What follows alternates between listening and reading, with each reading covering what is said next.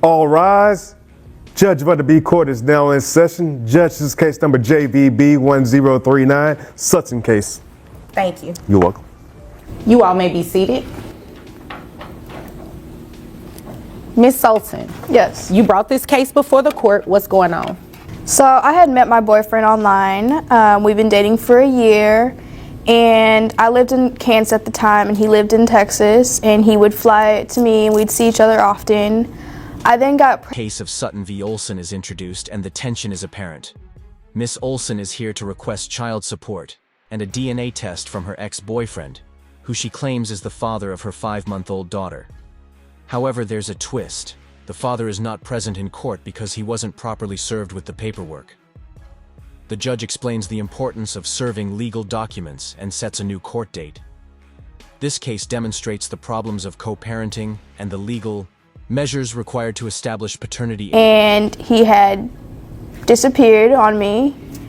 So our daughter is now 5 months old, and I had moved 3 months ago to Texas so we could all So be you together. moved to Texas from Kansas to be with him? Yes. Okay. So our daughter could have both parents. Okay. And he had just disappeared on me. So now I would like child support. Okay.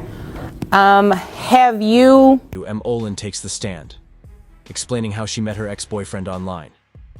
They had a long-distance relationship with him, flying from Texas to Kansas to visit her when she became pregnant. He disappeared, leaving her to raise their daughter alone, determined to give her child a relationship with both parents. M. Olson moved to Texas 3 months ago, despite her ex-boyfriend and I being the father, causing her to request a DNA test and child support. The judge listens attentively, noting the emotional and financial burden Miss Olson is under as a single mother. I see you did request a DNA test. Yes. So he has not taken He has DNA. not. Okay.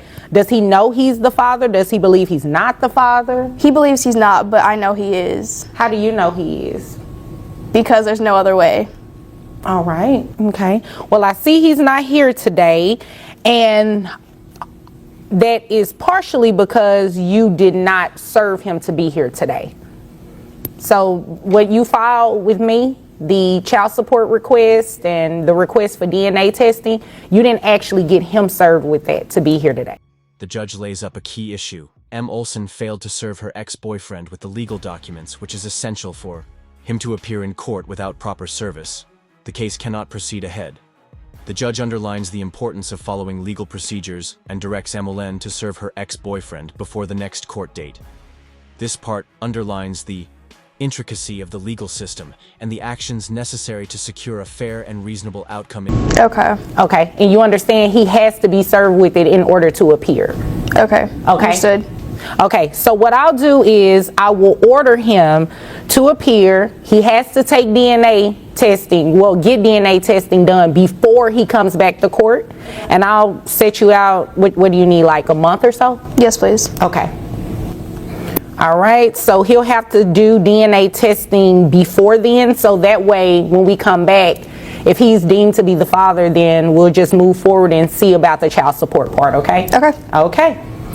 If there's nothing further, you are dismissed. Judge Ron Beam directs that the ex-boyfriend undergo DNA testing to confirm paternity. She sets a new court date, giving M. Olson time to serve him. And for the DNA test to be completed, the judge adds that if the DNA test proves fatherhood, the court will proceed with assessing child support. This portion discusses the importance of evidence in family court disputes and the need for all parties to engage in the judicial process. Judge Rhonda B., I just wanted to go over what you witnessed in the Sultan case. So, mom and dad had a baby. Mom wants dad to pay child support. She also wants him to have DNA testing. Well, what is something interesting you noticed about that case? Dad was not yet served to appear in court. So remember, guys, in order to bring someone to court and get some sort of relief from the court, you definitely have to make sure that the person you're trying to bring to court is served with the paperwork. M. Olson is dismissed, and the judge reiterates the significance of serving the ex-boyfriend and completing the DNA test before the next court date. The movie changes to an instructional portion when Judge Rhonda Beam explains the major insights from the case this video provides as a useful education for viewers on the necessity of correct legal procedures. In family court, Judge Rhonda Beam breaks down the case for the audience, highlighting the importance of serving legal documents to bring someone to court. She explains that without proper service, the court cannot proceed with the case no matter how compelling the evidence. This segment provides viewers with a clear understanding of the legal process. The video finishes with a call to action, inviting viewers to subscribe for more insights in courtroom drama. Judge Rhonda Beam reminds viewers that family court disputes are about more than just legal battles.